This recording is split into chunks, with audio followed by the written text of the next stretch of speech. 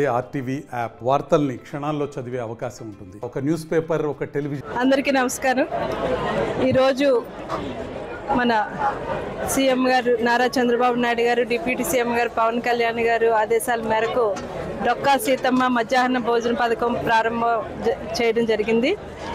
ఏదైతే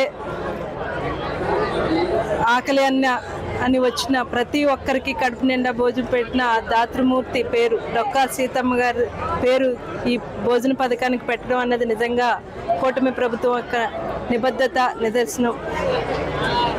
అన్నా క్యాంటీన్ ద్వారా పేదవాడి కడుపు నింపాలన్న ఆలోచనతో ముందుకు వెళ్తున్న మా ప్రభుత్వం మరొక్కసారి ఇది మంచి ప్రభుత్వం అని నిరూపించుకునేలాగా ఈ డొక్కా సీతమ్మ మధ్యాహ్న భోజన పథకం ప్రారంభించడం జరిగింది. రాష్ట్రంలోనే ఒకేసారి 475 కళాశాలలో ఈరోజు ఈ భోజన పథకం ప్రారంభించారు. నిజంగా విద్యార్థులకి పోషకాహారం లభించాలి, తగిన వాళ్ళ మానసిక వికాసం పెంపొందించాలనే ఉద్దేశంతో చరిత్రలో ఎక్కడా లేని విధంగా కళాశాల విద్యార్థులకు జూనియర్ ఇంటర్ సీనియర్ ఇంటర్మీడియట్ కళాశాల విద్యార్థులకు ఈ భోజన పథకం ప్రారంభించడం అన్నది నిజంగా ఒక చరిత్ర. ఇది ఒక అద్భుతం. దీనికి డొక్కా సీతమ్మ గారి పేరు పెట్టడం, ఆంధ్ర అన్నపూర్ణ అని అనిపించుకున్న డొక్కా సీతమ్మ గారి పేరు పెట్టడం అన్నది నిజంగా చరిత్రలోనే ఒక అద్భుతమైనది. దీని సందర్భంగా మన సీఎం గారు చంద్రబాబు నాయుడు గారికి, డిప్యూటీ సీఎం పవన్ కళ్యాణ్ గారికి సందర్భంగా కృతజ్ఞతలు తెలియజేసుకుంటూ ఈ భోజన పథకాన్ని ప్రతి ఒక్క విద్యార్థులు స్వీకరించి వారి మానసిక వికాసాన్ని పొందించి, ఇంకొక ముఖ్య ఉద్దేశం సహపంక్తి భోజనం చేయడం వల్ల విద్యార్థుల్లో సోదరభావం, స్నేహభావం పెరుగుతుందనే ఉద్దేశంతో కూడా ఈ పథకాన్ని ప్రారంభించడం జరిగింది.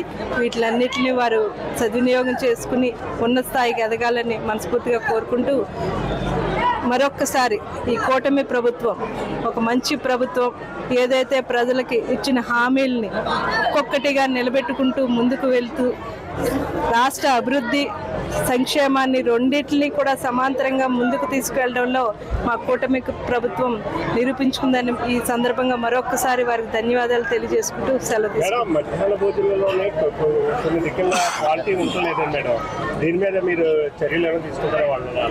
తప్పకుండా. ఇప్పుడు ప్రతి ఒక్కరికి ఎక్కడైతే ఈ పథకం ఉన్నదో, హై స్కూల్లోని, కళాశాలలోని, కాలేజీల్లోని ఉన్నదో వాటిలన్నింటినీ కూడా మేము శ్రద్ధ పెట్టడం జరిగింది. ప్రతి ఒక్కరిని ఆదేశించడం జరిగింది. అక్కడ ఉన్న నాయకులకు కూడా దీని మీద ఒకసారి సరైన అవగాహన కల్పించుకుని మధ్యలో మేము కూడా దాన్ని పర్యవేక్షించడానికి వెళ్తాం. ఖచ్చితంగా ఇది అంతా కూడా ఎక్కడా నాణ్యతా లోపం లేకుండా ప్రతి ఒక్కరికి నాణ్యమైన పోషకారమైన భోజనం పెట్టడానికి ఖచ్చితంగా మేము ప్రయత్నిస్తాం. మరిన్ని వీడియోస్ కోసం ఛానల్ ని సబ్స్క్రైబ్ చేయండి. లేటెస్ట్ అప్డేట్స్ కోసం వాట్సాప్ ఛానల్ ని ఫాలో అవ్వండి. ఆ లింక్ డిస్క్రిప్షన్ లో ఉంది.